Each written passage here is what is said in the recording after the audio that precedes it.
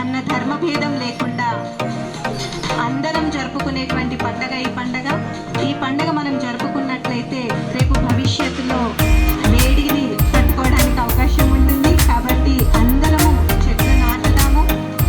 ముఖ్యంగా వాటర్ని కలుషితం కాకుండా, వేస్ట్ కాకుండా చూసుకోవాలి. వాయువుని కూడా కలుషితం కాకుండా చూసుకోవాలి. దీనికి ముఖ్యంగా మనస్సుని స్వచ్ఛంగా చేసుకోవాలి.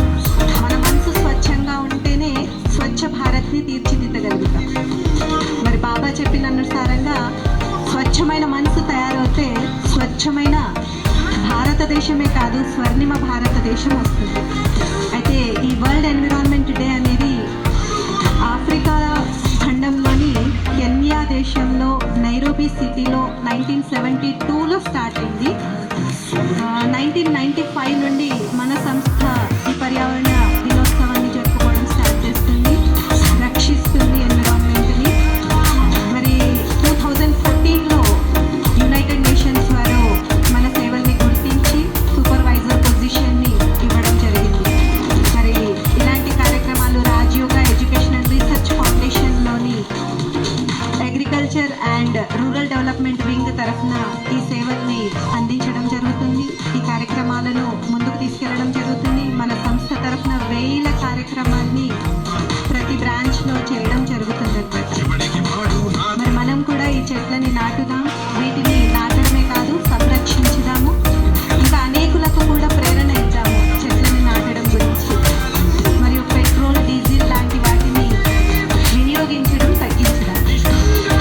ఎంత వీలైతే అంత నడక, సైక్లింగ్ చేయడానికి ప్రయత్నించాలి. ఓం శాంతి. మరి ఈ వరల్డ్ ఎన్విరాన్మెంట్ డే సందర్భంగా మన కామారెడ్డి, నిజామాబాద్, నిర్మల్, ఆర్మూర్ ఇవన్నింటికి మెయిన్ హెడ్ అయినటువంటి శ్వేత వస్త్రధారిణి, రాజయోగిని, తపస్విని మూర్తురాలైనటువంటి బ్రహ్మకుమారి జయాదీది గారు వరల్డ్ ఎన్విరాన్మెంట్ డే సందర్భంగా సందేశం ఇవ్వాలని కోరుచున్నాను.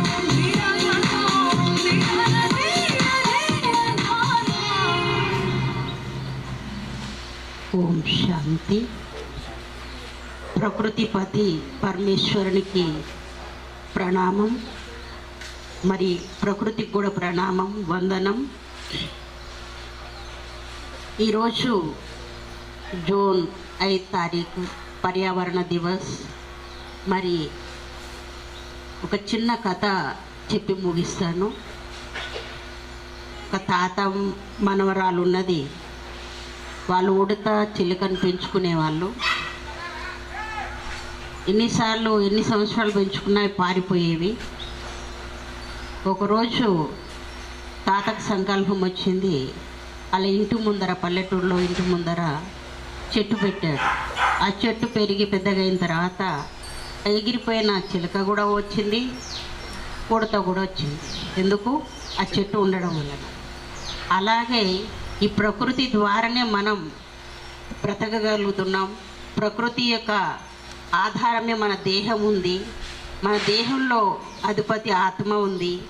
మరి మన ఆత్మ, మన శరీరం, మన ఆరోగ్యం, మన ప్రపంచ ఆరోగ్యం, అందరి ఆరోగ్యం ఉండాలి అంటే మనిషికి ఒక చెట్టు నాటినప్పుడే ఆ చెట్టు మనకు ఆరోగ్యాన్ని ఇస్తుంది. ఈరోజు ఒక్కొక్క చెట్టు గురించి సంతోషంగా వివరిస్తారు. ఓం శాంతి. మరి ఇప్పుడు మనమందరము రకరకాల చెట్లు నాటడం జరుగుతుంది. ముఖ్యంగా దీది హైబ్రిడ్ టేకు చెట్టుని నాటుతున్నారు. హైబ్రిడ్ టేకు చెట్టు.